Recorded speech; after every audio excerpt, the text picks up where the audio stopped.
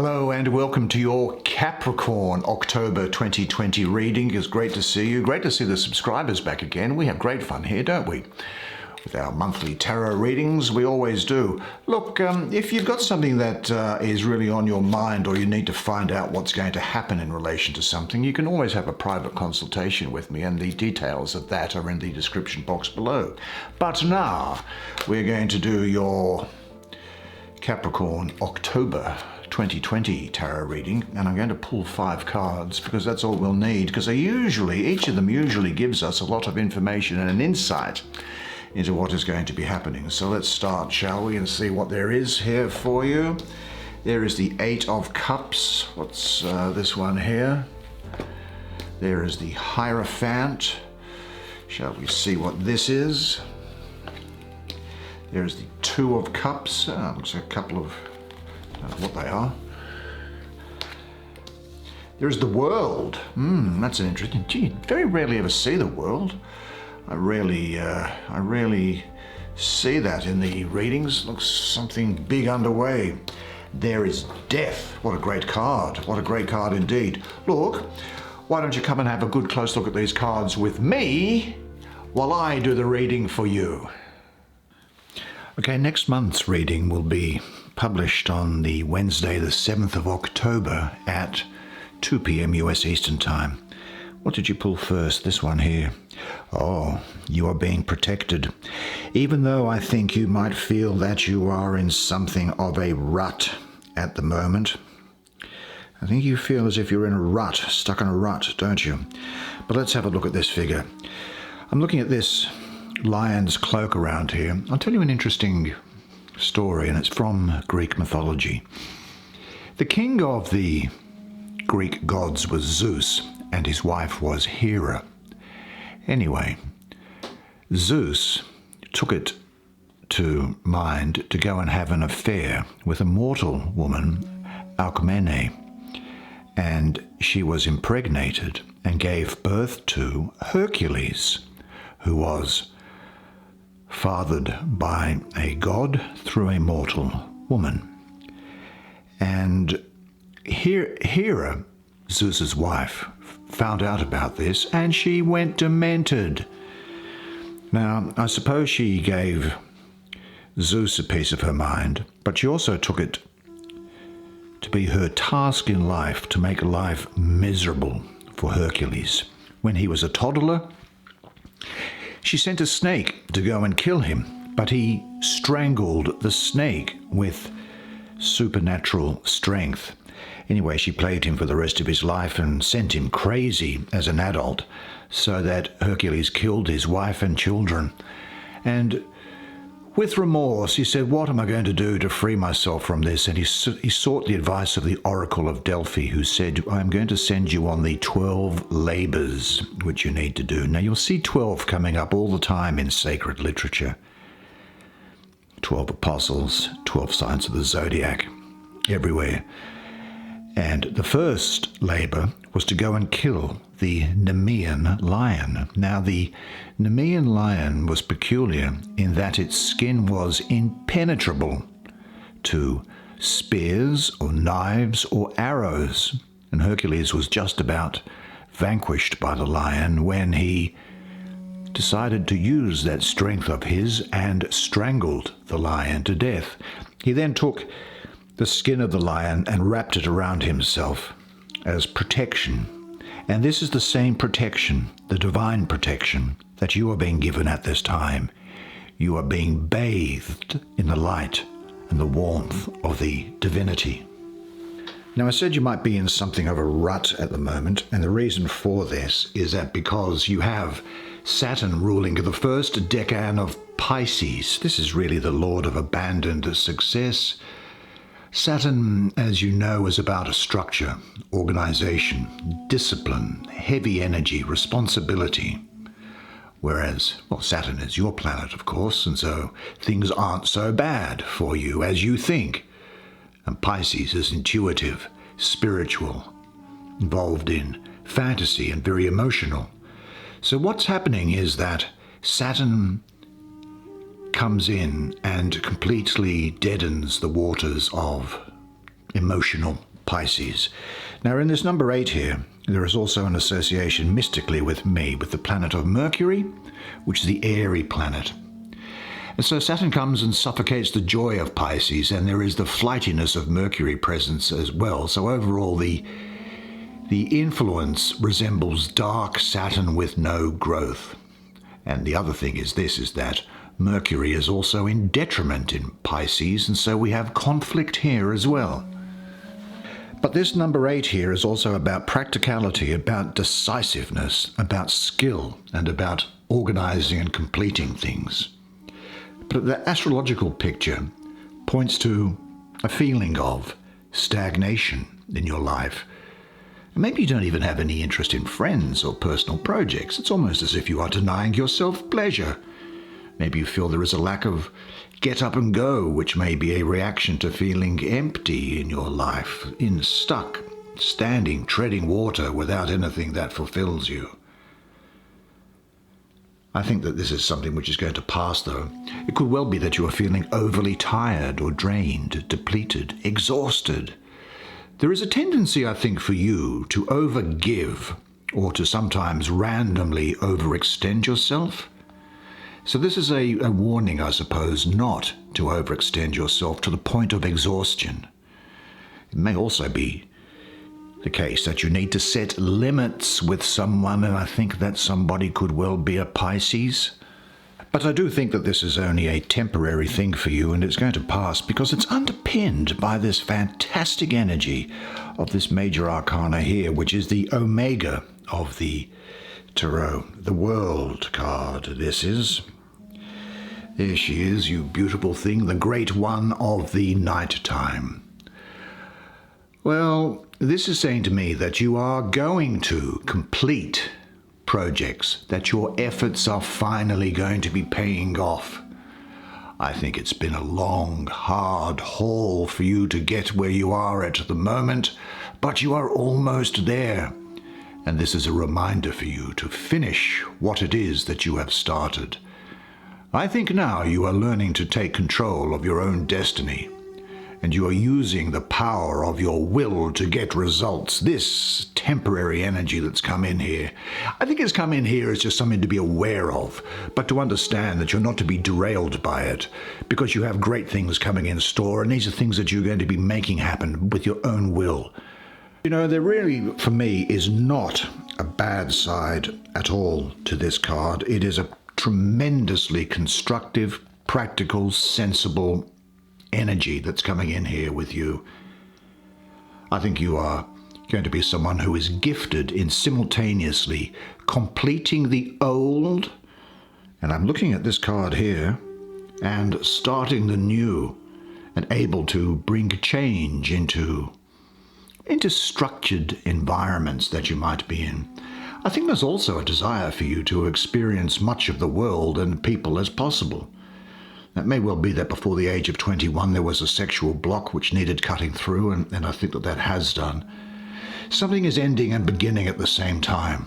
And there's no coincidence that these things come through, because I've got this death card which I might turn to next. I think it's now possible for you to see things as they really are. The stage is set for a new beginning or a favorable completion. The events in your life are in harmony with the universe. And ask yourself this, from what aspects of your life is it time to free yourself? Is there a journey or an enterprise waiting for you to set in motion? Trust your perceptions. Make a list of all unfinished situations whose resolution would give you a sense of relief. You say to yourself, I love to travel. I love to explore the unknown. I am excited about bringing ideas and creative projects into form.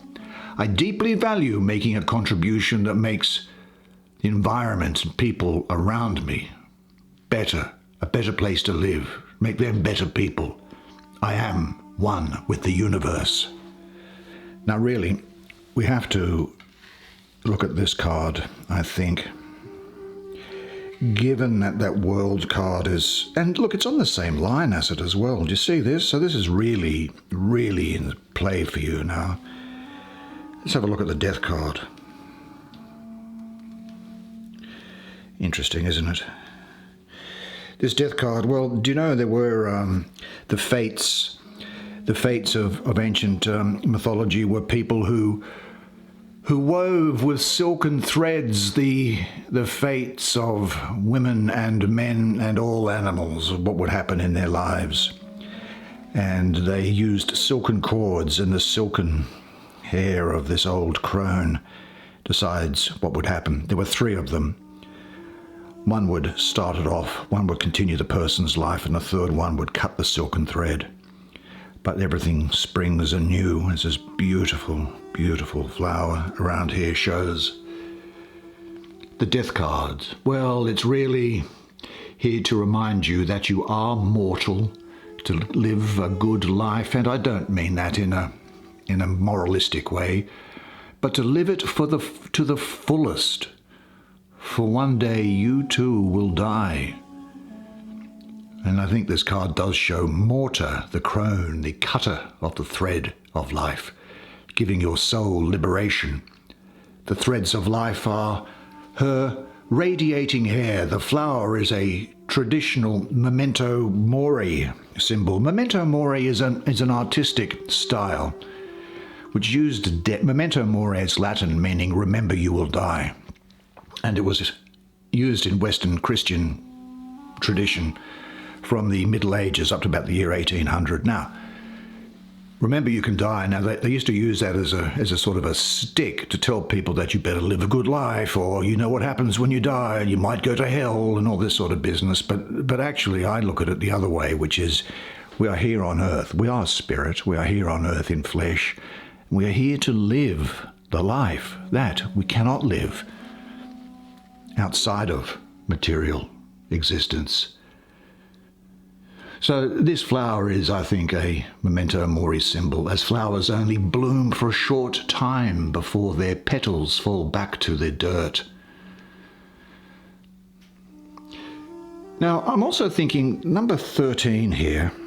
Well, the 13th, in ancient biblical Hebrew, the 13th letter of the Hebrew alphabet is Mem. Mem means water. What is the abyss but water with no end and no light? To go into death is to go into this dark place, be it in the water of oblivion or the water of your own subconscious. As you descend, you shed your sins, your guilt, the pieces of clothing that make up your life until you reach the bottom. Naked, you can see yourself for what you really are. People are not the only things that go through cycles and end with death. There are situations, relationships, eras of your life, even the seasons of the earth and the stars and the wheel of the great year go through cycles of life and death. At some point, everything comes to an end, which is good.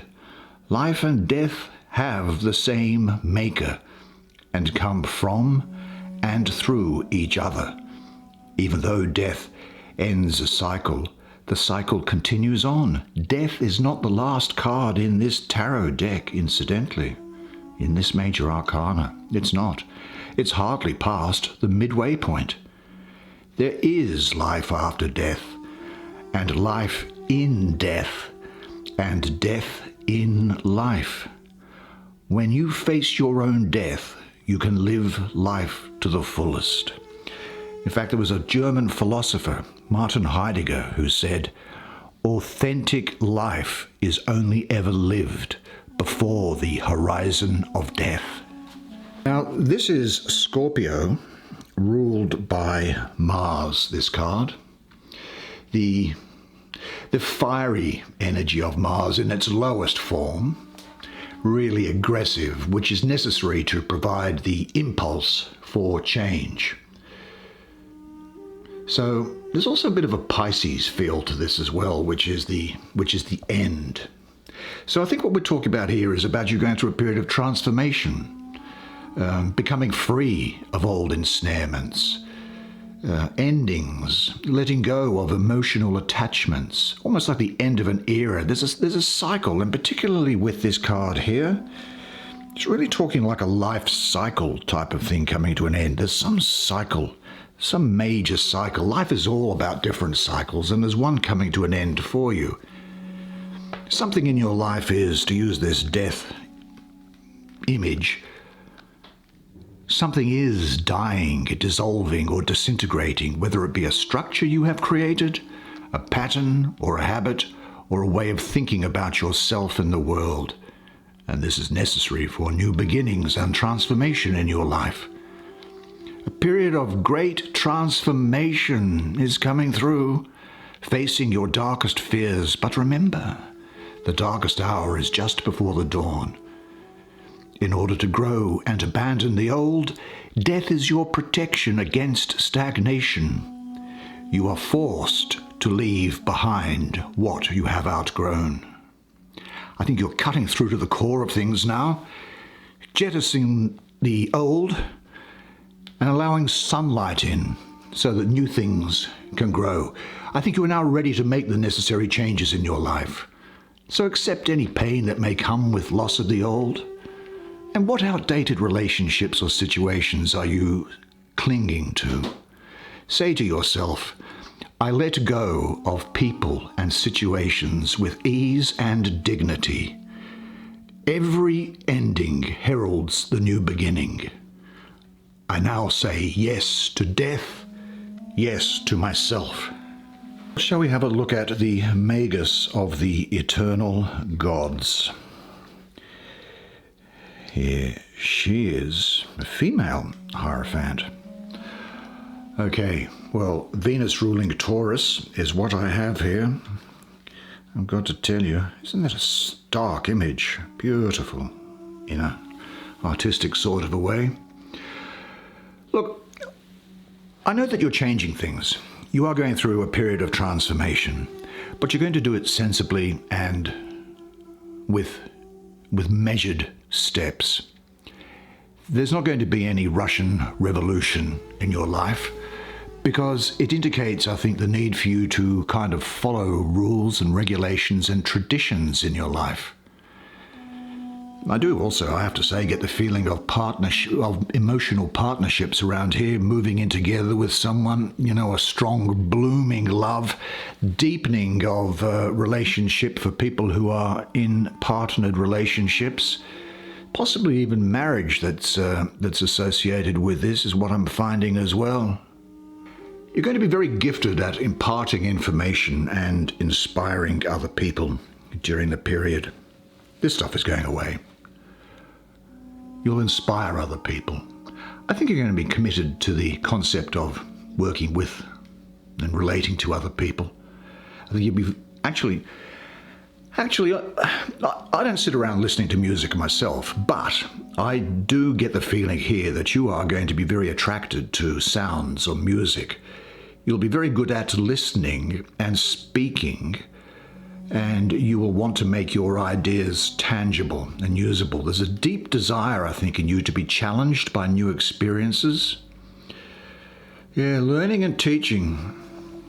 There could be issues around a family, I think, with you also, that there's arguments, some discord around a family, so there needs to be like reintegration of family unit type thing is what I'm getting here as well. Involve yourself with the teachings of spiritual people, I think, and say to yourself, I honor the sacred within me. I am inspired by learning and teaching. I am a creative and productive person in my family and professional life. There is only one voice worth listening to, and that is the voice of my own heart. Now, you realize that if you love yourself, then you are attractive to other people, don't you? Let's have a look at this card here. This is one of the great relationship energies here, and it's right in the center of your spread, right in the middle here. Now, what have these guys here got to say to me? Well, cups, water. As wands are the spine, the swords breathing lungs, the discs the body.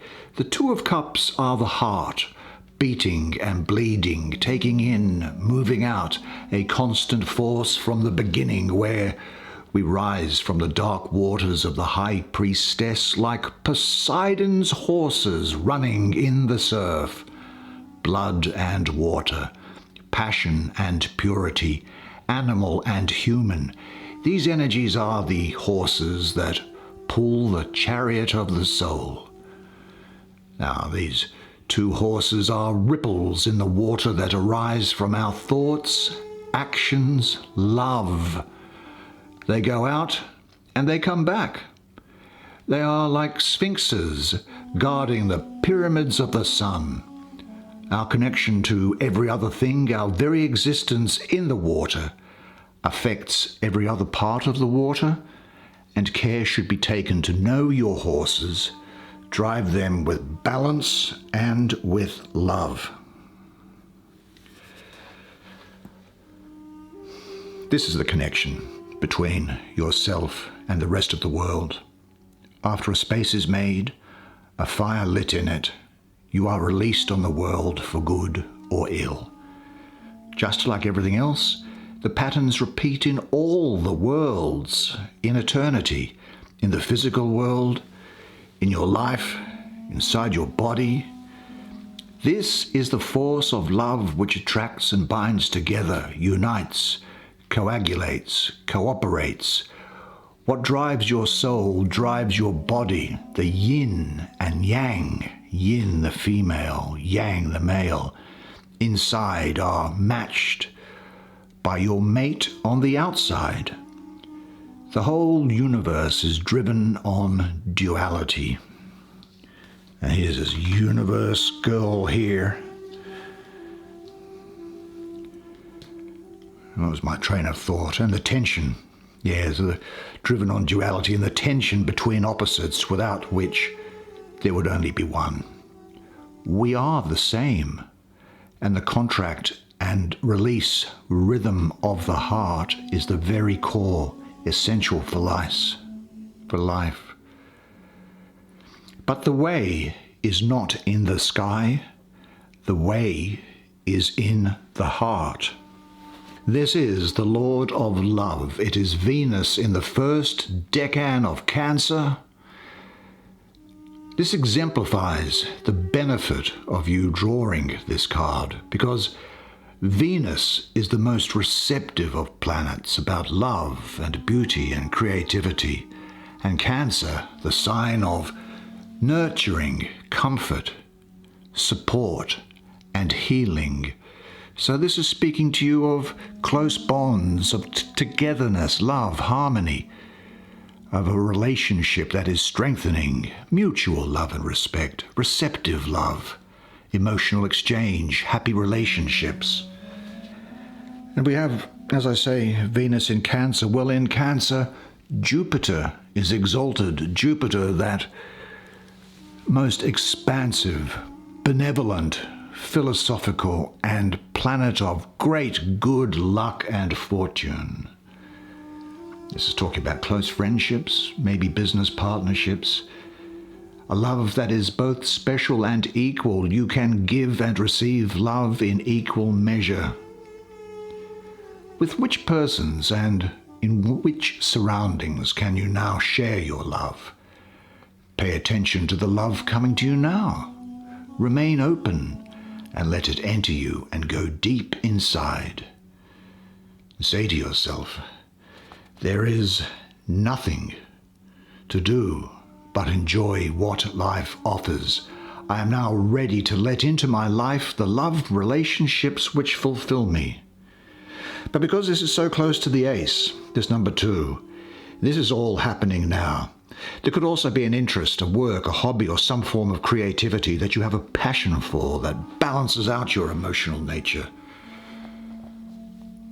And it's also about the number 2 is, for me, mystically associated with Neptune, which is about breaking down boundaries. And of course, Neptune has the second strongest gravitational pull after Jupiter. So Venus, beauty and balance in Cancer, deep emotional relationships and family. There's a deep, significant relationship or family tie that you'll be experiencing. Really great card. What a great way for you to have your month play out. Good job, Capricorn. And that's the way it is for you this month. Well, I hope you enjoyed that reading as much as I did providing it to you. It's my great pleasure to provide these monthly readings for you. So, of course, just please like and subscribe. It does actually help the channel, and it would help me be seen by a number of other people as well. You were fantastic during that reading. You did a really good job. Now, the only other thing that's left for me to say is this, that you are a legend, and I look forward to seeing you again next month. Until then, it's bye for now.